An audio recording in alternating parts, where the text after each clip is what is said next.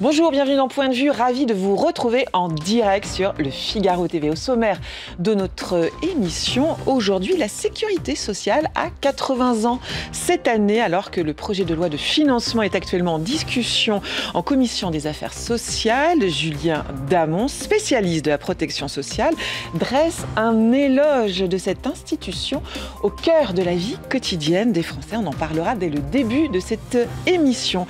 Il n'y a pas qu'en France que la vie politique est mouvementée. Aux Pays-Bas aussi, les Néerlandais sont appelés à voter pour des élections législatives anticipées. Ce sera demain, mercredi. Christophe De Voogd, spécialiste des Pays-Bas, viendra nous expliquer les enjeux de cette élection.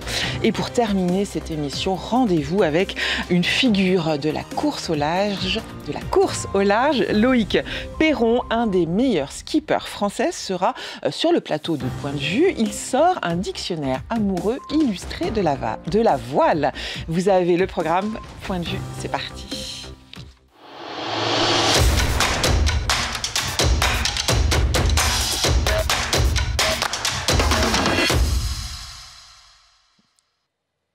Bonjour Julien Damon. Bonjour. Merci d'être en direct sur le plateau de Point de Vue. Vous êtes un spécialiste de la protection sociale. Vous êtes enseignant à l'École des Ponts et à Sciences Po. Vous êtes également conseiller scientifique de l'École nationale de la sécurité sociale. De quoi s'agit-il, l'École nationale de la sécurité sociale? J'ignorais son existence. Eh bien, c'est une école d'élite de la République et il y a plein d'écoles d'élite de la République. Ce sont les écoles qui forment les cadres supérieurs de l'administration. C'est l'ENA de la sécurité sociale. C'est l'ENA de la sécurité sociale, comme il y a une ENA pour les magistrats, une ENA pour les commissaires de police, une ENA pour les officiers de gendarmerie. Bon, toutes ces écoles ont fonction de former les cadres et cadres supérieurs des différents grands services publics. Vous sortez un petit livre, Petit éloge de la Sécu. Pourquoi vous appelez cette dame de 80 ans la Sécu? C'est parce que on a ce lien presque quotidien, enfin quasiment quotidien avec elle, c'est ça? Oui, Sécu. oui, alors c'est pas moi, c'est ma sœur qui l'appelle la Sécu. C'est un diminutif que les Français emploient depuis les années 80 et pas depuis 1945, qui est plutôt affectueux, même s'il peut être teinté de critique, et qui correspond d'ailleurs à une partie de la sécurité sociale, qu'est leur assurance maladie. Parce que effectivement, la sécurité sociale, c'est plus que l'assurance maladie. C'est parfois complexe à comprendre. Hein. La sécurité sociale, c'est 5 piliers en fait. C'est ça. 5 branches, dit-on. 5 branches. Alors, dans les discussions de café, les discussions familiales, quand on dit Sécu, on pense à l'assurance maladie, on pense à notre carte de sécurité sociale, on pense à notre numéro de sécurité sociale et on pense à nos soins de santé. Bien. En 1945, ce qui est établi, c'est un système pour 4 grands risques que sont la santé et la vieillesse aussi, les retraites, c'est de la sécurité sociale, la politique familiale et les accidents du travail. Et depuis quelques années, on a ajouté un 5e pilier, vous disiez, une 5e branche qui concerne l'autonomie des personnes âgées et des personnes handicapées. C'est un anniversaire dans un contexte, nul ne l'ignore, budgétaire très compliqué. Au cours de son histoire, ça a déjà été aussi compliqué ou c'est vraiment, là, on est à l'apothéose du compliqué? Apothéose du compliqué, en tout cas apothéose de la douleur budgétaire. Alors, du point de vue budgétaire, il faut distinguer 2 choses. C'est le déficit, alors c'est pas les choses heureuses, c'est le déficit et la dette. Du côté des déficits, il y a déjà eu des périodes très compliquées pour la sécurité sociale et ceci peut parfaitement se légitimer. Imaginez un Covid, imaginez des périodes de récession économique, qu'il y ait un déficit, même un déficit substantiel, peut parfaitement s'entendre. Ce qui est problématique, c'est l'accumulation des déficits. Et cette accumulation des déficits nourrit aujourd'hui un endettement massif. Donc le problème en soi n'est pas ce déficit, mais cet endettement qui fait que le système est aujourd'hui pas au pied du mur, mais dans le mur. Dans le mur. C'est le fameux trou de la Sécu, qui est aussi une autre expression familière. Ah oui, expression familière qui est plus ancienne même que le diminutif affectif de Sécu, c'est-à-dire que le premier à l'employer à la télévision, vous voyez, c'est Georges Pompidou. En 1967, il va parler de ce solde très déséquilibré entre les recettes et les dépenses. Il va parler du trou de la sécurité sociale. Encore une fois, le trou de la Sécu, annuellement, Si une année donnée, il y a un trou, c'est pas grave si ce trou n'est pas remplacé par le sapeur camembert qui vient faire un autre trou. Et si chaque année, on s'en sort sans avoir un trou trop large, et si on a des années, de nombreuses années à solde positif, c'est valable. Ce qui est embarrassant aujourd'hui, c'est l'endettement. C'est-à-dire qu'on finance nos déficits. Oui, on finance nos déficits et on finance nos soins de santé, on finance nos retraites, non pas nous-mêmes, non pas nos enfants, mais par nos petits-enfants, voire pour les plus âgés, leurs arrière-petits-enfants. C'est ça qui est problématique. Là, c'est un déficit qui se monte à 17,5 milliards, c'est bien? Oui, mais on peut se faire encore davantage peur. D'ailleurs, le 17,5 milliards, ce serait pour 2025 le solde de l'assurance maladie. Donc l'assurance maladie, la Sécu au sens restreint, au sens familier. Si on prend l'ensemble de la Sécu, notamment avec les retraites, on serait à plus de 20 milliards d'euros de déficit, oui. Alors en ce moment, c'est l'examen du projet de loi de financement de la sécurité sociale, le PLFSS. Ça a démarré ce lundi. Beaucoup de sujets sur la table. Vous êtes attentif en tant que spécialiste à quoi exactement là, pendant ces discussions? Je suis attentif à toute proposition. Alors, il faut dire ce que c'est que le PLFSS ou le LFSS. On a un projet de loi de financement de la sécurité sociale qui va donner, lorsqu'il sera voté, une loi de financement de la sécurité sociale. Alors, en France, on est géniaux, on a 2 lois pour le financement des principaux services publics. D'un côté, vous avez la loi de finances de l'État et de l'autre, vous avez la loi de financement de la sécurité sociale qui contient tous les ingrédients, c'est-à-dire les recettes et les dépenses, pour ces 5 risques que l'on évoquait. Donc, c'est l'assurance maladie, c'est les accidents du travail, c'est la politique familiale, pour laquelle d'ailleurs devraient être consenties des dépenses supplémentaires, pour un congé de naissance, vous voyez, on s'intéresse à tout, et pour ces sujets d'autonomie que j'évoquais pour les personnes âgées ou les personnes handicapées. Donc, quand vous vous intéressez à l'édifice général et aux équilibres, vous regardez ce qu'est le débat parlementaire, bien sûr, sur les propositions qui sont de 2 ordres, qui sont de l'ordre des recettes, de l'ordre des dépenses. Et là, ce qui se passe, c'est qu'on trouve beaucoup de dépenses en plus et on ne s'intéresse pas à trouver... Et beaucoup de recettes en plus, il y a une augmentation des prélèvements obligatoires, ce qui fait un peu... chouiner dans les chaumières. Les réformes les plus urgentes pour vous à mener, ce seraient lesquelles, s'il y en avait, disons, simplement 2, par exemple? Alors, je crois que, d'abord, il faut avoir à l'esprit les grandes masses. Je ne vais pas donner de chiffres parce qu'on s'embête. Mais les dépenses de protection sociale, la moitié d'entre elles sont des retraites. Si on ne touche pas aux retraites... C'est la moitié. Oui. Les retraites, c'est la moitié des dépenses sociales, c'est le quart des dépenses publiques. Donc, c'est vraiment le gros morceau. Donc, si j'avais la baguette magique, voilà, paf, je prends le micro, je dis que c'est une baguette magique. Alors, qu'est-ce que je dis? Indexation immédiate de notre système de retraite et de l'âge de départ à la retraite sur l'espérance de vie. Voilà. C'est un sujet clé parce qu'en 1945, on met en place un système avec un départ à la retraite à 65 ans, quand la majorité des gens n'atteignaient pas l'âge de 65 ans. C'est une forme d'escroquerie. Voilà. Maintenant, on a gagné en 8 décennies, grâce à la sécurité sociale d'ailleurs, une vingtaine d'années d'espérance de vie, et on se bagarre pour un âge de départ à la retraite qui est inférieur à 65 ans. Donc on marche sur la tête au regard des grands équilibres arithmétiques basiques de notre système.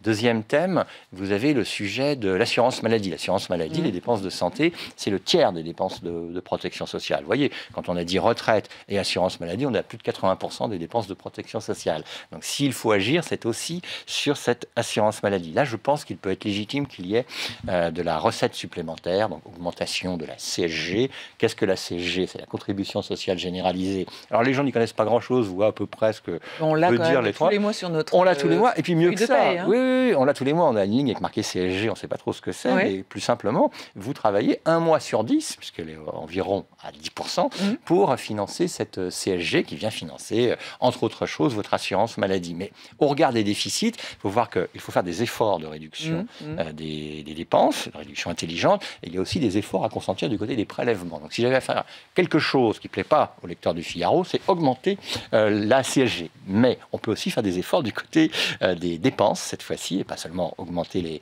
recettes, pour rationaliser un système qui l'appelle. Quelque chose qui ne plaît pas forcément aussi du côté des médecins libéraux. Je pense qu'on devrait passer encore une fois avec une baguette magique, d'une rémunération non pas à l'acte, d'un financement non pas à l'acte des hôpitaux ou des médecins libéraux, mais au forfait.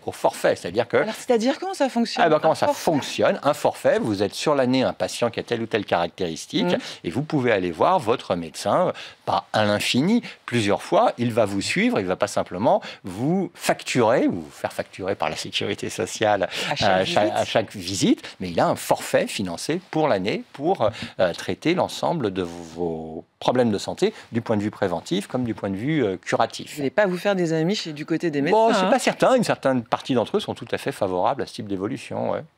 Une partie d'entre eux est favorable à ce genre? Oui, mais d'abord les médecins libéraux, ou plutôt les médecins généralistes, la plupart d'entre eux aujourd'hui, la majorité d'entre eux sont salariés. Ils sont soit salariés de plein exercice, soit à la fois libéraux dans leur exercice et avec à côté de cela une activité salariée. C'est une grande transformation par rapport à l'histoire de l'exercice libéral de la médecine en France. L'un des principes, des grands principes de la sécurité sociale, on est bien d'accord, ça repose sur un modèle de solidarité nationale. Oui. On voit de plus en plus émerger là, dans le débat public comme une guerre des générations entre boomers, entre guillemets, contre jeunes actifs. Qu'est-ce que vous en pensez, vous? Ça vous inquiète un peu, cette guerre des générations, ce conflit? Ah oui, on dit conflit intergénérationnel, c'est plus pompeux, mais c'est guerre des générations. Quand on est encore une fois dans une discussion de famille, en réalité... il y a eu de tout temps des bagarres entre les vieux et les jeunes, entre les parents et les enfants. S'il y a guerre des générations, c'est dans les comptes sociaux. Quand vous avez 80% des dépenses, c'est-à-dire la moitié des dépenses sociales qui sont des retraites et le tiers des dépenses sociales qui sont de l'assurance maladie, et l'assurance maladie, elle vient surtout couvrir les besoins de ceux qui en ont le plus besoin et ce sont les plus âgés. Donc vous avez un peu plus des 3/4 des dépenses de protection sociale qui vont vers les plus âgés. Et le système est fait pour cela. C'est problématique en termes de génération, car ça n'a jamais été le cas auparavant. Bon, après, il y a ce grand sujet, vous parliez des leviers magiques, ou c'est moi qui emploie l'expression baguette magique. Le grand sujet, c'est l'âge de départ à la retraite. On ne peut pas continuer à imaginer fonctionner avec des congés payés de très long terme pour les personnes qui ont cessé leur activité professionnelle. Donc, il faut des efforts, il faut travailler davantage quand on est plus vieux, et il faut travailler aussi davantage quand on est plus jeune. Oui, alors, vous pouvez travailler plus d'heures, puisqu'on a plus d'espérance de vie. Mais ce truc, c'est hyper simple. C'est mathématique, basiquement mathématique. Répétons, c'est vrai que quand on crée la Sécu en 45, on a une espérance de vie qui est... inférieure, notamment pour les classes ouvrières, les classes modestes, à l'âge de départ à la retraite, ce qui fait qu'à l'époque, les ouvriers cotisaient pour financer la retraite des cadres. Voilà.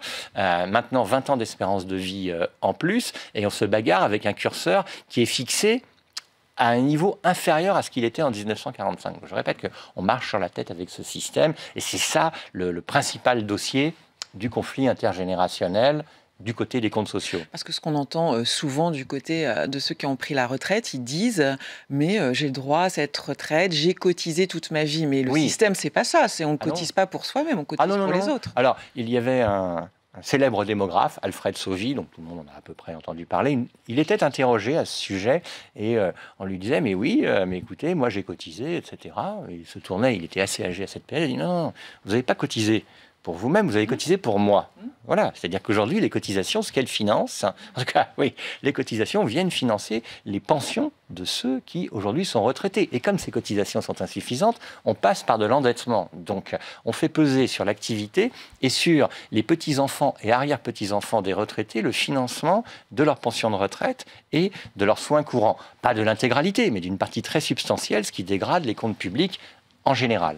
Comment on faisait justement avant 1945, avant la création de la sécurité sociale, comment la société gérait ces problèmes de vieillesse, de maladie? Les aléas de l'existence étaient pris en charge, si on regarde le 19e siècle, par la charité locale, c'est-à-dire par les collectivités territoriales, par quelques lois nationales d'assistance aux modestes et aux pauvres.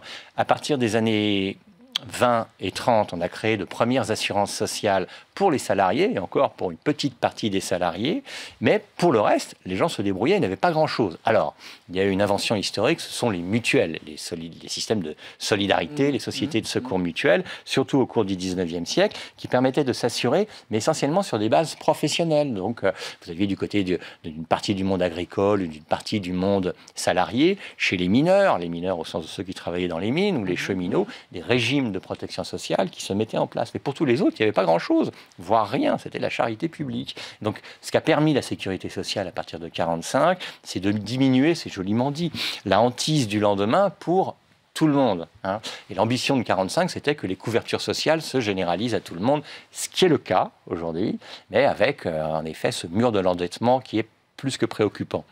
C'est vrai que vous notez dans votre livre qu'avec cette création de la sécurité sociale, il y a un impact psychologique, un sentiment de sécurité qui est induit par l'existence de cette institution. C'est ça Oui, c'est l'objectif. L'objectif, c'est de diminuer l'insécurité sociale, diminuer cette peur du lendemain. Et ça a bien marché sur 8 décennies. On pourrait me rétorquer, à juste titre, qu'il y a aujourd'hui de la vulnérabilité, de la précarité, de l'instabilité, de l'angoisse. Bien sûr, on trouvera tous les termes pour décrire les problématiques psychosociales d'une partie de la population. Et ce sont des problématiques parfaitement légitimes, mais qui n'ont strictement rien à voir en intensité avec, puisque vous me posiez la question, la période pré-1945. Si on prend un autre sujet, j'ai beaucoup critiqué les retraites, là. Enfin, en tout cas les équilibres de notre système de retraite. En 1945, les vieux mouraient dans la misère. Alors on a mis une quarantaine d'années, une cinquantaine d'années, non pas à éteindre la pauvreté des personnes âgées, mais à la restreindre considérablement. Pourquoi a-t-on mis tant de temps? C'est parce qu'en 1945, peu de gens avaient cotisé, donc les prestations de pension de retraite étaient très faibles, et au bout de 40 ans, tout le monde avait cotisé. Donc une bascule historique, c'est que en 1945, les pauvres, c'était des personnes âgées. Oui. Aujourd'hui, les pauvres, ce sont d'abord de jeunes gens, de jeunes parents, leurs enfants, avec des parents qui ont des difficultés à s'insérer de façon stable sur le marché du travail. C'est un modèle unique, le système français? Alors, les Français sont, plus ou moins juste titre, convaincus que c'est un modèle dont les autres pourraient s'inspirer. C'est même plutôt amusant, d'ailleurs, et sympathique, parce qu'ils aiment, c'est vrai, leur sécu, aussi diverses soient les conceptions qu'ils puissent eux-mêmes en avoir. Mais il y a une forme de nombrilisme aussi qui est grandiose. Oui. C'est, oui, notre sécu, on est les plus beaux. Un temps, évoqué souvent par des responsables politiques, on parlait du modèle le plus performant du monde en matière d'assurance maladie. Alors, ça n'est pas vrai. C'est un système très large, qui couvre, qui est jugé comme satisfaisant d'ailleurs par la grande majorité de nos concitoyens, mais il y a d'autres systèmes en place, et des systèmes qui sont plus anciens. Alors dans ce petit ouvrage-là... Oui, vous faites le parallèle avec les États-Unis. Oui, alors, c'est pas le parallèle, c'est une petite provocation. C'est-à-dire que nous fêtons les 80 ans de notre sécurité sociale, de façon d'ailleurs assez institutionnelle, et de mon point de vue sympathique et relativement utile. Mais aux États-Unis, ils ont créé leur sécurité sociale, ça s'appelle Social Security, on a habilement traduit ça par sécurité sociale, il y a 10 ans avant 1945. New Deal, président Roosevelt, en 1935, on met en place une assurance chômage, des retraites de base, et la France est en retard par rapport aux États-Unis, mais on peut le dire aussi, en retard par rapport à une grande partie des pays européens. Alors aujourd'hui, elle caracole en tête sur plusieurs plans. Un plan financier qui est que, puisque les dépenses sociales représentent un tiers du PIB, nous sommes les champions du monde en cette matière. Certains peuvent tirer argument et dire c'est beaucoup trop, d'autres peuvent tout à fait légitimement dire mais regardez, on a encore plein de pauvres, on a encore des personnes âgées qui sont mal prises en charge, on a des déserts médicaux, on doit faire des efforts, et peut-être même des efforts de socialisation supplémentaires. Pourquoi pas? Mais il est tout à fait exact qu'une des grandes spécificités, c'est l'ampleur de la redistribution et de la socialisation des risques par rapport à d'autres pays. Mais si on n'a pas à rougir, les autres n'ont pas à rougir par rapport à nous.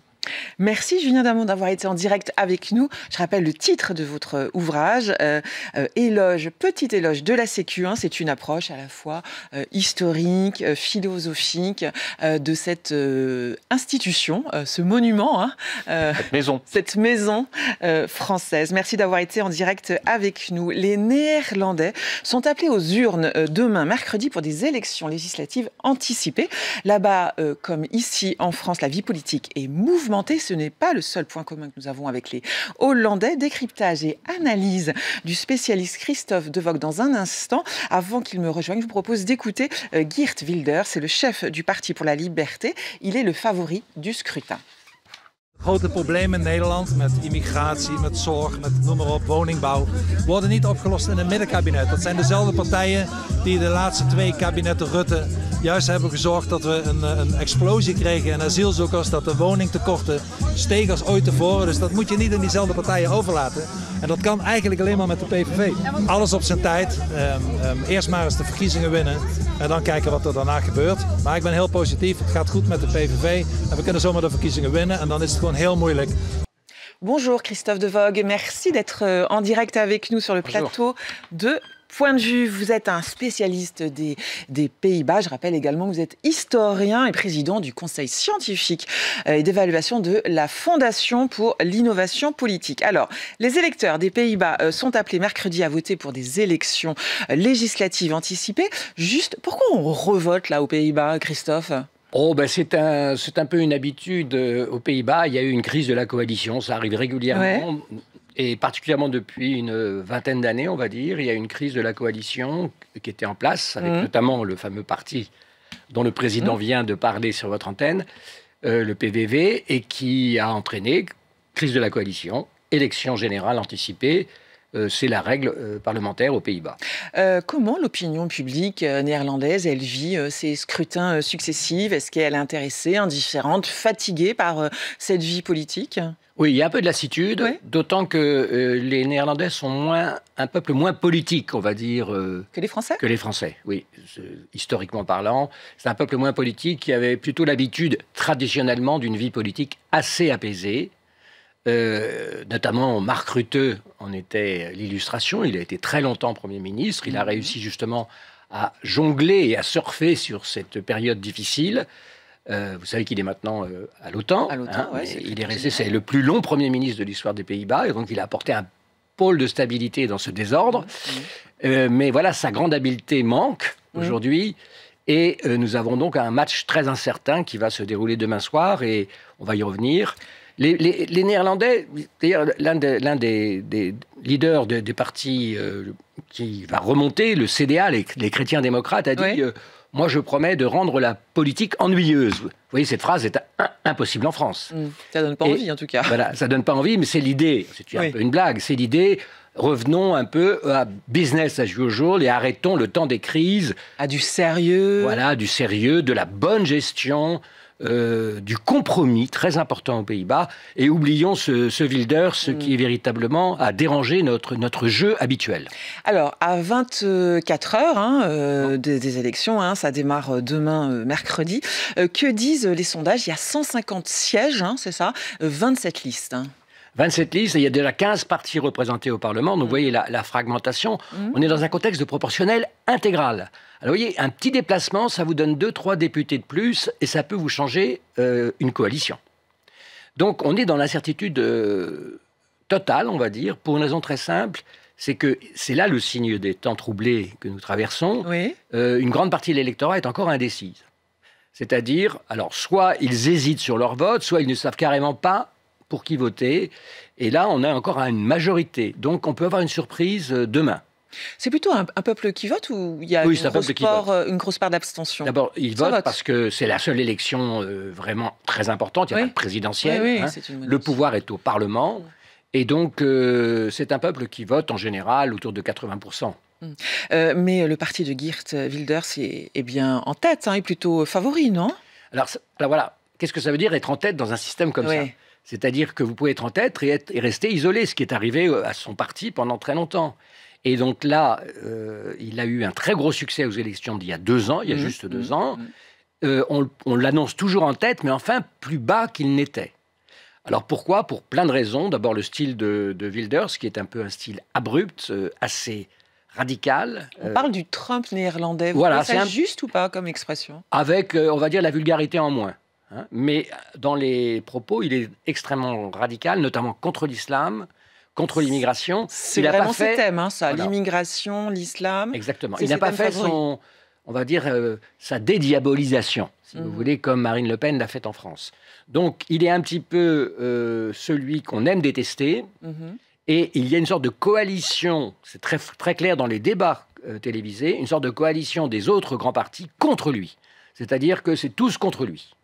Donc, ce que je comprends, c'est qu'à la fois, il est favori, mais assez isolé, en fait. Assez isolé. Alors, en plus, il y a une scission d'un autre parti, on va dire, de droite nationaliste. Je n'aime pas l'expression extrême droite, j'utilise très peu, sauf quand elle est vraiment justifiée. Un autre parti de droite nationaliste qui s'est vraiment déployé et qui risque de faire une bonne dizaine de députés. Ce qui veut dire quand même que, on va dire, le mouvement populiste nationaliste reste très puissant aux Pays-Bas. C'est-à-dire que c'est incarné par Geert Wilders. Geert Wilders et cet autre parti, plus un troisième parti. Enfin, on peut considérer qu'il y a 30% au moins, sinon un peu plus, de vote qui va... Ça vous rappelle pas un autre pays, vous voyez? Oui, c'est pour ça que c'était très intéressant de vous avoir aujourd'hui sur le plateau, parce qu'il y a des parallèles avec ce qu'on vit ici. Alors, vous me disiez que pour Geert Wilders, un de ses chevals de bataille, c'est l'immigration. Quelle est la réalité de l'immigration aux Pays-Bas? Alors, c'est une réalité qui est très sérieuse, et d'ailleurs, c'est un thème qui reste très fort dans l'opinion publique, et c'est évidemment bon pour lui, si j'ose dire. Et d'ailleurs, c'est tellement bon pour lui qu'on voit que les autres partis ont quand même évolué vers une politique, enfin, une des propositions de contrôle plus nette qu'ils n'avaient l'habitude de le faire. Donc on sent que ça vous rappelle aussi une autre situation, que ces thèmes essaiment dans l'ensemble du spectre politique, hein, jusqu'au centre-gauche en tout cas. Donc il y a une réalité très sérieuse, il y a eu véritablement un tsunami migratoire il y a 3 ans, avec des chiffres dont on n'a même pas idée en France, si on rapporte à la population du pays. Oui, parce que les Pays-Bas... C'est 3 fois et demi moins en population que nous. Oui, c'est un petit pays géographique. Voilà. Je ne veux pas vous offenser, Christophe. Ah non, un petit pays, c'est vrai, qui est surpeuplé. C'est 18 millions d'habitants. C'est un petit pays, mais une grande économie. Mais une grande économie, effectivement, oui. N'oublions pas cela, c'est-à-dire que c'est une des principales économies de la zone euro. Hein, et surtout, un énorme exportateur au niveau même mondial. Je rappelle qu'ils exportent plus de matières agricoles que les Français. Donc cette immigration, vous dites, c'est surtout depuis 3 ans, c'est ça? Non, c'est une immigration qui date des années 60-70 comme chez nous, de travail. Mais il n'y avait pas une tradition d'immigration ancienne comme en France. Donc ça pose davantage de problèmes à la culture d'accueil. Et surtout, cette immigration s'est énormément accélérée au cours des dernières années. Alors là, maintenant, il y a un petit ralentissement. De quelle nationalité sont les... Eh bien, alors, il y a comme chez nous, beaucoup d'Afrique du Nord, notamment là-bas, c'est surtout des Marocains, beaucoup maintenant de pays, on va dire, du Pacifique aussi, des anciennes colonies néerlandaises, mais vous avez aussi les Ukrainiens. Ça, c'est important, les Néerlandais ont accueilli énormément d'Ukrainiens, beaucoup plus que nous, qui ne posent d'ailleurs pas vraiment de problème. Ça ne pose pas un problème à la population locale. Les préoccupations principales des Bataves, ce n'est pas que l'immigration. La première des préoccupations, c'est pas celle-ci d'ailleurs.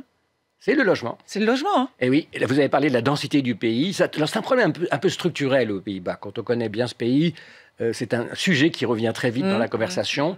Et c'est extrêmement dense. Où mettre tout ce monde? Alors surtout quand vous avez, comme en ce moment, 200 000, je dis bien 200 000 immigrés de plus chaque année. Vous multipliez par 3,5 pour avoir le chiffre français, vous voyez. Donc on est au-dessus de notre situation. Et donc, c'est un thème aussi, et là c'était la force de Wilders il y a 2 ans, il faisait le lien entre immigration et logement. Oui. Et bien sûr, immigration et insécurité, mais immigration et logement. Est-ce que ça marchera là? Je ne sais pas. Il y a une autre raison aussi pour la crise du logement, c'est le problème de la politique écologique très stricte qu'a mené le pays, notamment contre les rejets d'azote et la limitation énorme de surfaces constructibles. Et ça a un gros problème pour la gauche néerlandaise qui est extrêmement faible. Elle est très puissante dans les médias, ça vous rappelle peut-être un autre pays aussi, mais elle est très faible au niveau électoral. Et là, par grand vent, on va dire qu'elle va atteindre 30% des voix. Maximum. Alors, transition écologique aussi qui pèse sur le monde agricole, qui est aussi en crise, parce que aux Pays-Bas, on est passé quoi on veut passer d'une agro-industrie, c'est ça, à une agroécologie? Alors, ça, qui est ce on? Ça, c'est justement un peu le plaidoyer des écologistes.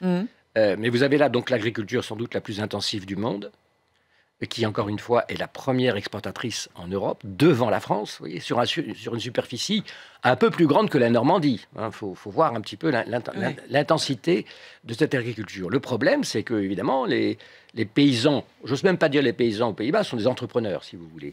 Ces entrepreneurs ne l'entendent pas de cette oreille et considèrent, à juste titre d'ailleurs, que cette politique les menace dans leur existence même, d'autant qu'elle a été menée de façon très brutale, notamment pour ce qui concerne le bétail, avec des plans complètement maximalistes en matière de réduction du bétail, et tout ça dans le droit fil de ce qu'on appelle, vous savez, le pacte vert européen, qui est incarné aux Pays-Bas même par le leader de la gauche, qui était l'ancien commissaire européen, vice-président de la Commission européenne, Timmermans, et qui a été le porteur du pacte vert à Bruxelles. Donc vous voyez comment l'enjeu écologique, agricole et européen s'entremêlent et ne joue pas en faveur de la gauche.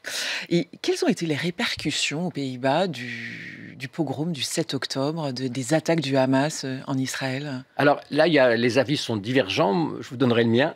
Quand on voit le succès du parti de Wilders il y a 2 ans, oui. on constate qu'il est directement lié à l'après-7 octobre, et notamment à une réaction de l'opinion de la majorité silencieuse aux grandes manifestations pro-palestiniennes, qui ont continué. Mais il y a eu un grand changement depuis 1 an, c'est-à-dire que les massacres et les bombardements à Gaza ont fait que l'opinion a quand même beaucoup évolué, et on voit que, là c'est bien plus marqué qu'en France, on voit dans les médias, à l'université, mais aussi dans les partis politiques, y compris de centre-droit, on voit le terme de génocide, on voit le terme de régime d'apartheid et tout ça qui fleurissent. Et les Pays-Bas, qui étaient un grand allié d'Israël, sont en train de devenir un des pays les plus hostiles à Israël en ce moment. Il y a eu, on a des images de la manifestation à La Haye du 19 mai dernier contre, entre guillemets, le génocide. À Gaza, il faut rappeler que les Pays-Bas, c'est le pays d'Anne Frank. Exactement. Alors ça va être un vrai sujet. Alors les Néerlandais détestent qu'on parle de ces questions parce qu'il y a un sentiment de culpabilité un petit peu, puisque c'est le pays d'Europe occidentale où il y a eu la communauté juive a été la plus détruite. Oui. Pratiquement 90% de la communauté juive, qui était considérable, a été anéantie. Et pendant très longtemps, ça a alimenté une culpabilité et une amitié pour Israël. C'est logique. Et on a l'impression, enfin moi c'est un peu ma thèse, qu'actuellement c'est un peu selon le schéma qui est bien connu, qui a été bien analysé en France par Georges Bensoussan, on a l'impression que nous avons maintenant une tendance aux Pays-Bas à se débarrasser facilement de cette culpabilité, on va dire. Vous me suivez ? La question de la menace islamiste aux Pays-Bas, rappelons aussi que les Pays-Bas, c'est là où s'est déroulé en 2004 bien l'assassinat du cinéaste Theo van Gogh.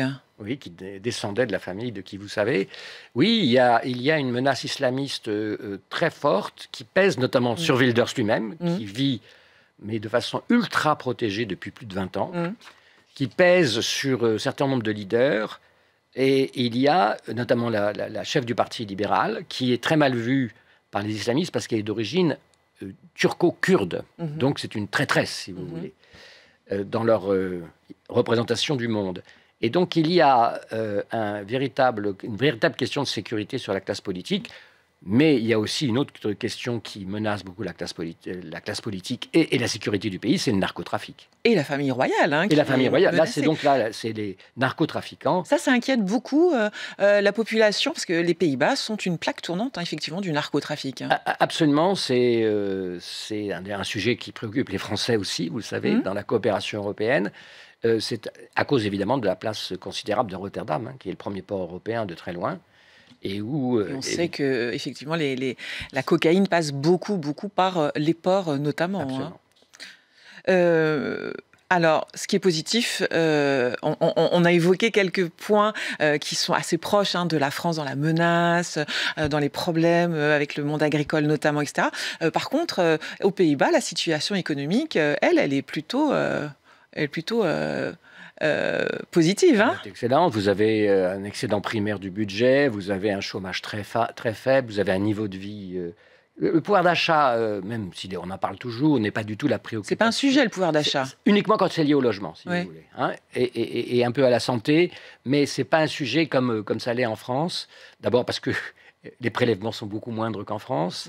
Les Pays-Bas, c'est à peu près 10 points de moins de prélèvements que la France. Donc c'est un pays qui est exemplaire et surtout, alors ça c'est frappant sur le long terme, en dehors de la conjoncture économique, c'est un pays qui s'est énormément enrichi au cours des dernières décennies. C'est un pays qui était plus pauvre que la France il y a 40 ans, et qui est très nettement maintenant plus riche que la France par habitant. Et alors, pourquoi ils sont devenus plus riches que nous? Ils travaillent plus? Ils sont plus ingénieux? Alors, ils travaillent plus, absolument, au sens, pas par personne, mais il y a plus de gens au travail. Vous savez, vous en parliez, je pense, avec oui, ils ont des journées assez courtes de travail. Absolument, et beaucoup d'emplois à temps partiel. Mais tout le monde, si j'ose dire... Tout le monde est au boulot, quoi. Tout le monde est au boulot. Et ce qui fait que... les effets s'en font sentir sur les cotisations, sur les moindres dépenses de chômage. Donc, vous avez un consensus économique. Et puis, aux Pays-Bas, vous avez une sorte de pragmatisme économique qui est lié à la mentalité commerçante, protestante, etc., qui fait que c'est pas là-bas que la taxe Zuckman aurait la moindre chance. Ça ne fait pas... Ça attire l'extrême gauche, si vous voulez. Mais ça ne convainc pas une population qui sait qu'un sou est un sou. Vous voyez ce que je veux dire? Et ce sera ma dernière question, qu'est-ce que vous allez suivre là? Qu'est-ce qui va particulièrement retenir votre attention là, ces prochaines heures, Christophe? Voilà, alors il y a un débat ce soir encore. Il y en a eu un hier soir, et ils vont vraiment jusqu'au bout. Et est-ce qu'il va y avoir, comme ça s'était produit la dernière fois, un effet de choc en faveur de Wilders ou contre Wilders? Je pense qu'on va plus probablement aller vers un gouvernement quand même de centre-droit. Et là, je voudrais terminer là-dessus, parce que, comme un autre pays encore, les Pays-Bas, c'est clairement un pays qui est à droite. C'est-à-dire, quand vous cumulez le centre-droit, la droite libérale et la droite nationaliste, vous êtes très largement au-dessus de 50% des voix. Merci Christophe De Voogd d'avoir été en direct avec nous et de nous avoir éclairé sur les enjeux et puis le parallèle très intéressant aussi avec la France. Eh bien, les élections législatives anticipées, eh bien, c'est à suivre bien sûr dans les pages du Figaro et sur le site. Merci d'avoir été avec nous. Et puis, je rappelle votre histoire des Pays-Bas, des origines à nos jours, c'est aux éditions Fayard. On va parler voile maintenant avec notre prochain invité, le skipper Loïc Perron. En attendant qu'il me rejoigne, je vous propose d'écouter le vainqueur du dernier Vendée Globe. Charlie Dalin était sur ce plateau le 9 octobre dernier. Il confiait sa passion dévorante pour la voile et la compétition. Moi, je viens plutôt d'une famille de terriens et je suis tombé amoureux de la mer, de la voile, de ce sentiment de liberté, de ne pas être contraint par une route, par une piste, par les limites d'un terrain. D'avancer avec cet élément invisible, cette énergie invisible qu'est le vent. Et voilà, ça m'a tout de suite plu et j'ai pas arrêté de naviguer depuis. Et vous parlez de passion dévorante dans ce livre, même quand on a gagné le Vendée Globe, qu'on a fait de multiples podiums, qu'on a remporté de très nombreuses courses, et c'est votre cas, on continue d'avoir cette passion, d'avoir encore cette envie d'aller en compétition. Ouais, moi c'est vraiment une vraie passion de la voile, de la compétition sportive. Moi, je suis un compétiteur, j'aime bien gagner. et c'est vraiment cette passion, elle a vraiment dicté toute ma trajectoire de vie. Bonjour Loïc Perron. Bonjour. Merci d'être en direct avec nous sur le plateau de Point de Vue. Alors Loïc Perron, c'est un palmarès impressionnant. C'est 40 ans de navigation. Oui, déjà. 50, plus que ça. 50 traversées de l'Atlantique, j'ai lu. 4 tours du monde. Oui, à peu près. 3 Coupes América, 4 éditions de la Solitaire du Figaro. Alors, permettez-moi de commencer par ça. On est au Figaro. Bien sûr. Va fêter nos 200 ans. La Solitaire du Figaro, course mythique de monocoque. Qu'est-ce que ça représente pour vous dans votre vie? La Solitaire du Figaro, spécifiquement, c'est l'une des nombreuses facettes de la voile, quand on fait de la voile de compétition. Et c'est la preuve surtout que ce n'est pas la taille des oreilles qui fait qu'on entend le mieux, ni donc la taille du bateau qui fait la qualité du marin. Cette Solitaire du Figaro, qui existe depuis maintenant 50 ans ou un peu plus, je me souviens d'y avoir participé dans les années 80, la première fois, mais ça date de 75, j'imagine, ou 70 par là. Toujours est-il que ce sont des petits bateaux de 9 mètres de long, mais qui sont tous identiques. C'est tout l'intérêt. Les marins... hommes et femmes. Tout le monde part avec à armes égales. Armes égales. Et c'est tout l'intérêt de cette compétition très spécifique en solitaire, et avec des escales qui ont lieu donc tous les étés, ça a lieu tous les ans, ou des étapes entre la France, l'Irlande, l'Espagne et l'Angleterre. Vous êtes avec nous parce que vous sortez ce très joli dictionnaire, dictionnaire amoureux de la voile, cette fois dans une édition illustrée oui. Qui est très agréable à regarder et à lire. Après toutes ces années en mer, Loïc Perron, vous savez d'où elle vous vient, cette envie? Alors, je ne sais même pas si c'est le mot envie. C'est une passion. Une passion, un besoin d'être en mer, de partir. Alors, c'est peut-être l'un des derniers endroits de liberté, mais je le réalise maintenant, mais c'est peut-être pas l'idée initiale. Ouais. Alors après, il y a beaucoup d'atavisme, évidemment. On va y venir, notre père était capitaine au long cours sur des grands pétroliers. Il trimballait du pétrole, il le ramenait des pays où ils en ont, pour le ramener dans un pays où on a des idées, mais pas de pétrole. Et sur des énormes pétroliers, donc. Et puis, quand il débarquait de son usine flottante, il nous embarquait sur des petits bateaux de croisière avec mes frères et sœurs. Donc, nos grands-parents naviguaient, un oncle marin, Jean-Yves Terlin, qui a fait beaucoup de transat à l'époque des Tabarly, Kersozon. Donc voilà, je suis tombé dedans étant petit, comme un môme qui naît à Chamonix a peut-être des chances de faire du ski plutôt que je sais pas, de la pétanque. Ouais. Vous parliez de liberté, néanmoins, la technologie, c'est de plus en plus immiscé dans les bateaux. On est peut-être de moins en moins seul, non, maintenant, sur les bateaux? Quand on est en solitaire, pour les courses que l'on connaît bien en France, comme la Solitaire du Figaro, la Route du Rhum ou le Vendée Globe, on est de toute façon seul. Mais il est vrai que les progrès de la connexion font qu'il y a une certaine assistance morale un peu supérieure à ce que j'ai vécu lors de mes premières transats où j'avais pas de radio, rien, j'avais juste pas de satellite évidemment, pas de GPS, un sextant, vous savez, comme le capitaine Haddock dans Tintin, pour essayer de savoir plus ou moins où on était sur l'Atlantique. Il y avait une autre dimension d'un peu plus d'incertitude, ça se peut. Mais ça n'empêche que le métier de marin de course au large aujourd'hui devient de plus en plus difficile malgré tout, parce que les bateaux vont de plus en plus vite, ils sont de plus en plus stressants. Il y a beaucoup d'aides électroniques, mais c'est un peu comme dans votre métier. Il y a plus d'écrans, plus de micros qui marchent bien. C'est presque des bateaux qui volent maintenant. Alors, ce sont des bateaux qui volent. Qu'on pilote casqué. Il y a un côté un peu Formule 1. Il y a un plaisir de piloter ce genre de bateau. Étonnamment, oui. Oui, un plaisir un peu masochiste, mais qui correspond bien au sport mondial pratiqué par nous, genre humain, à savoir l'amnésie. Je sais que tous les marins, moi en tout cas à titre personnel, je sais très bien que je me suis juré 1000 fois par transat autour du monde de ne plus jamais faire ça.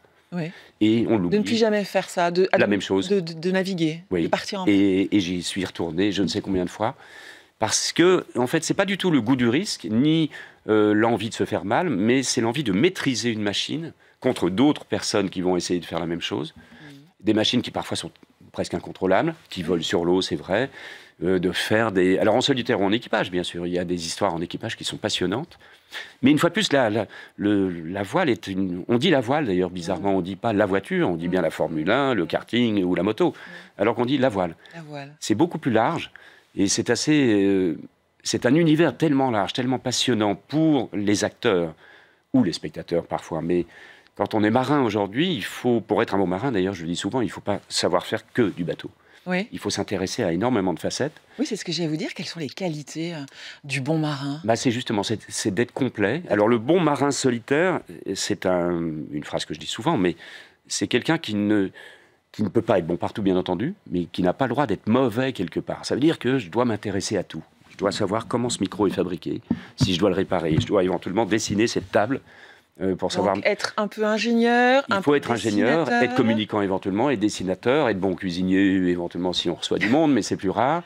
Savoir réparer des voiles, savoir anticiper, savoir accepter une certaine fatalité aussi, parce qu'on sait à peu près quand on part, on ne sait jamais quand on arrive, ni même si on arrive. Il y a des qualités, ou du moins des sortes de valeurs. Psychologiques, physiques. Il faut être à peu près équilibré théoriquement, quoique un petit peu fou à mon avis. Pour prendre la mer? Oui, en tout cas dans ces conditions-là, une fois de plus. La course au large, c'est quelque chose de très différent de la croisière. Tout comme j'irai pas voir un pilote de Formule 1 lui dire que moi aussi j'ai une voiture. Nous sommes des conducteurs et il y a des pilotes. C'est pareil sur l'eau. Il y a des marins qui font des courses et des gens qui font de la croisière, ce qui n'a rien à voir. Vous définissez comment? Est-ce que vous êtes d'abord d'abord un marin, un compétiteur, un coureur au grand large. Dans votre dictionnaire amoureux illustré de la voile, vous parlez de vous comme un skipper, dessinateur, à l'occurrence architecture. Hein, c'est important. Un artisan navigateur. Moi, j'aime bien essayer de... Oui, je me limite pas à ça, mais j'aime bien le côté artisan, le côté un peu... Et puis loin des yeux, près des cœurs, parfois. C'est la chance que l'on a quand on est en mer, dans ces courses au large, très bien nourri par les médias français d'ailleurs, ou du moins on nourrit bien les médias français avec nos histoires, depuis longtemps, grâce à Tabarly, Moitessier, Kersozon et autres. Et je trouve qu'on arrive à fabriquer de belles histoires. Les courses, ça démarre toujours par évidemment un départ. C'est pas votre moment favori. Hein. Vous racontez dans le dictionnaire, vous parlez d'une cérémonie des adieux qui est toujours pénible. Hein. Comme tous les métiers d'absence, me semble-t-il, mais c'est vrai qu'il y a un environnement médiatique. Et puis surtout, les terriens ont toujours été impressionnés par la mer. C'est pas péjoratif, les terriens. J'en fais partie, la preuve, je suis à terre avec vous. Mais la mer, c'est toujours un univers dans lequel... On disait qu'il y a, je ne sais plus qui a dit ça d'ailleurs, il y a les vivants, les morts et les marins. C'est une caste à part. Mais ces métiers d'absence, eux, ont tous en commun le fait qu'il faut s'absenter. Donc que c'est plus dur pour ceux qui restent la plupart du temps. Donc ce sont les femmes de marins-pêcheurs, de pilotes de ligne, de femmes ou hommes d'ailleurs. Oui. Et puis c'est vrai que ce moment du départ, vous racontez que vous avez besoin de concentration, d'être seul. Et puis il y a le public, les médias qui vous demandent d'être là. Il y a ces contradictions un peu. C'est le paradoxe de la concentration nécessaire. Ouais. Quand on va partir faire un tour du monde comme le Vendée Globe, on voyait Charlie Hidalin qui vient de le gagner. Cette concentration, on sait qu'on va partir 3 mois tout seul. On est déjà dans notre bateau la veille du départ. On y est depuis une bonne semaine, voire même depuis des années, parce que ça se prépare longtemps à l'avance. Et il y a quand même cette sollicitation indispensable et ces attaches terriennes dont il faut se détacher. Mais c'est toute la beauté des départs, ça réside dans les retours, justement. Dans cette aventure humaine. Et puis, il y a ce moment aussi de l'arrivée où vous parlez avec beaucoup d'émotion. Hein. C'est le moment où le marin doit quitter son bateau. C'est son compagnon qui a aidé, qui a parfois été contre, qu'on a sollicité. Enfin, c'est un moment assez important. Oui, parce que quand on parle de course à la voile, et pas seulement de course d'ailleurs, même en croisière, c'est un binôme. Alors là, on parle un peu plus des courses en solitaire, mais c'est le binôme bateau-bonhomme, ou femme, bateau-marin en tout cas. Et ce binôme, à un moment, voilà, il va rester 2 singletons qui se séparent et qui ont vécu quelque chose en commun. Il arrive aux marins souvent de parler tout seul en mer. Et on parle non pas au bateau lui-même, mais parfois à certains éléments qui ne fonctionnent pas, comme le fameux pilote automatique. On ne s'adresse pas forcément à son bateau comme à une personne ? Si, mais on arrive à personnaliser aussi les éléments du bateau parfois. Mais surtout le pilote automatique, d'ailleurs, parce que c'est le seul qui remplace le marin quand il essaie faire un peu... et qui barre de mieux en mieux, d'ailleurs. Il y a un progrès considérable. Là, vous parliez de technologie tout à l'heure. C'est vrai que le plus gros des progrès, essentiellement dans les pilotes automatiques. Les marins barrent de moins en moins, mais règlent de plus en plus leur voile constamment. Vous avez évoqué votre père tout à l'heure. Il revient dans plusieurs moments de ce dictionnaire à travers l'apprentissage et puis les valeurs qu'il vous a transmises. Il n'était pas du tout d'accord pour que vous soyez marin, votre père. Hein. Pas du tout. Alors, il nous a transmis l'amour de la mer, bien sûr. Il nous a transmis une certaine autonomie. Une autorité naturelle, il avait des sourcils un peu comme moi, il suffisait qu'il les bouge un tout petit peu et il fallait filer droit. Et en termes d'autorité, et on a eu à tour de rôle les frangins comme moi-même. Oui, parce que c'est une fratrie, les Perron, bien sûr, hein, Stéphane et Bruno. Papa, là. Bruno et voilà mon papa, oui, qui a une bonne tête, hein, une bonne gueule de commandant. Et lui, en 79, en ce qui me concerne, j'ai 19 ans ou 18 ans, j'ai raté mon bac, tout comme les 5 enfants de cette fratrie d'ailleurs. C'est le grand drame d'Hervé Perron. Le drame familial. Et puis il me propose, tu veux faire quoi l'année prochaine ? Une autre terminale. Si tu veux faire une terminale, tu restes à la maison. Si tu veux aller faire du bateau comme tes copains, tu n'auras pas le soutien parental. Et j'ai choisi cette deuxième solution. Il vous met dehors un peu. Il nous met dehors. Et c'est un deal exceptionnel, génial, que je n'ai pas pu recommencer avec mes propres enfants parce qu'ils ont eu leur bac. Tant pis pour eux. Tant pis pour eux.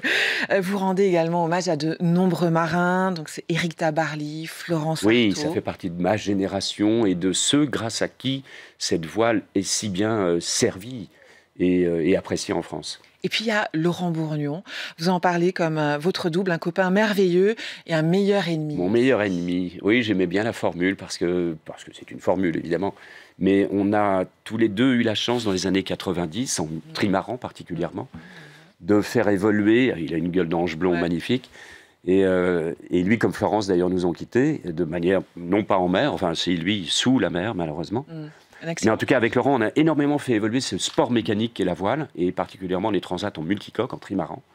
Pendant ces années 80-90, on a inventé énormément de choses qui servent un peu de base et de référence aujourd'hui. Mais ça continue d'évoluer sans nous, et tant mieux. Alors, il y a quelque chose d'assez amusant dans ce dictionnaire amoureux illustré de la voile, c'est que vous consacrez une occurrence à la Suisse. La Suisse... Ça vous dit rien, pourtant, la Suisse. Il n'y a pas de mer en Suisse, on est d'accord? Non, il n'y a pas de mer. Il y a des vaches violettes et des banques et des fabricants de chocolat, mais il y a aussi un lac, et pas un seul d'ailleurs. Et les Suisses naviguent extrêmement bien depuis des années.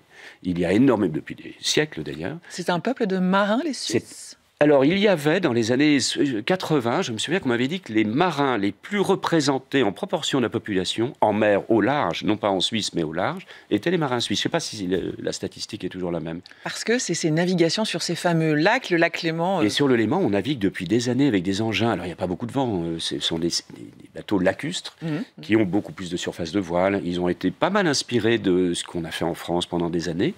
Et puis, grâce à la Suisse, la Coupe de l'Amérique, entre autres, a été gagnée par une équipe suisse. J'ai eu la chance de la perdre avec eux, d'ailleurs, quelques années plus tard.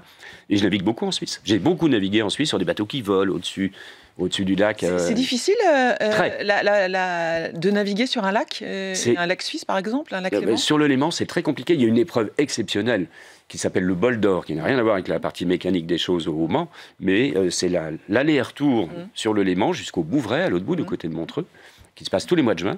Il y a 400 bateaux au départ. On peut presque traverser le lac à pied en sautant sur les bateaux. Il n'y a pas un pet de vent en général, évidemment, puisqu'on part à 10 heures. Et là, il y a en gros un vent tous les 10 degrés. Les Suisses connaissent ils donnent des noms à chaque direction de vent un peu différente, à chaque endroit. La petite chamoisine qui va tomber du versant français en face de Lausanne avec l'accent. C'est assez génial. Mais c'est vraiment Du coup, c'est très technique, c'est ça? Très technique. Il faut une connaissance parfaite du plan d'eau et un peu de chance, évidemment, pour essayer de gagner les courses là-bas. Effectivement, vous avez été dans l'équipage de Bertarelli pour la Coupe América. Vous parlez dans votre livre d'un choc de culture à propos de cette expérience. Oui, la Coupe de l'Amérique quand on s'intéresse un peu à la voile au sens large, c'est l'épreuve sportive la plus vieille du monde. Cette Coupe de l'Amérique, ça a plus de 150 ans aujourd'hui. Elle a commencé en Angleterre, puis aux États-Unis pendant des siècles, enfin pendant un siècle. Et puis, entre autres expériences, c'est que c'est le domaine dans lequel Sir Vanderbilt s'est exprimé, dans lequel le baron Bick. Voilà, c'est de la voile de milliardaires, c'est pas péjoratif du tout, mais c'est de la voile de passionnés qui, plutôt que de défiscaliser dans les œuvres d'art, dépensent dans des bateaux dans lesquels il n'y a aucune espèce de gain particulier d'ailleurs. Hormis, sont des gens qui ont réussi industriellement, qui veulent éventuellement asseoir leur position sociale à la barre d'un gros bateau. C'était ça, il y a un siècle. Et on voyait ces capitaines d'industrie à la barre de ces grands Clash J, des magnifiques bateaux. Mais c'est devenu, et c'est encore un peu l'un des grands sommets de la voile. Ça n'est pas le seul, mais en tout cas, c'est un sommet technologique qui est exceptionnel. Quel est votre rapport maintenant à la mer, à la navigation? Vous continuez à naviguer? Toujours. De quelle façon aujourd'hui? Je navigue moins en solitaire, même plus. Beaucoup en équipage. C'est un plaisir, ça, l'équipage? C'est exceptionnel. Oui, vraiment. Mais d'ailleurs, tous les modes de navigation, je vous le disais, la voile a un spectre d'expression très large. Du solitaire, et quelle que soit la taille des bateaux. Et je navigue beaucoup en équipage sur des bateaux de propriétaires, justement, qu'on voit peu dans le journal. En fait, on est tranquille, j'oserais dire. Voilà, on fait de la régate pure, de la vraie régate, puisqu'il est vrai que l'évolution des bateaux aujourd'hui, de régates pures, comme la Coupe de l'Amérique dont on parlait tout à l'heure, sont des bateaux qui volent, on l'évoquait, ils vont tellement vite qu'ils enlèvent un tout petit peu de magie au jeu. C'est exceptionnel d'un point de vue d'image, exceptionnel en technologie, mais de plus en plus frustrant pour les marins eux-mêmes, bizarrement. Parce qu'il n'y a plus qu'un seul pilote, il n'y a plus personne. C'est du pilotage pur, mais c'est plus de la manœuvre. Il y a moins de choses intéressantes. Et c'est étonnant. Alors, c'est pas parce que j'ai des cheveux blancs seulement, mais il est vrai que beaucoup de marins, en ce moment, ont envie de revenir un petit peu à quelque chose de artisanal, c'est ça? Artisanal et plus difficile, bizarrement, avec plus de partage de compétences à bord d'un bateau. Donc, c'est ce que j'ai la chance de faire depuis des années. Merci Loïc Perron d'avoir été en direct avec nous. Je rappelle le titre de votre ouvrage, Dictionnaire amoureux illustré de la voile. C'est une coédition Plot et Grund. Merci d'avoir été avec nous. Point de vue, c'est déjà fini. Merci de votre fidélité. J'aurai le plaisir de vous retrouver demain en direct. Soyez au rendez-vous à midi sur le Figaro TV. À très vite.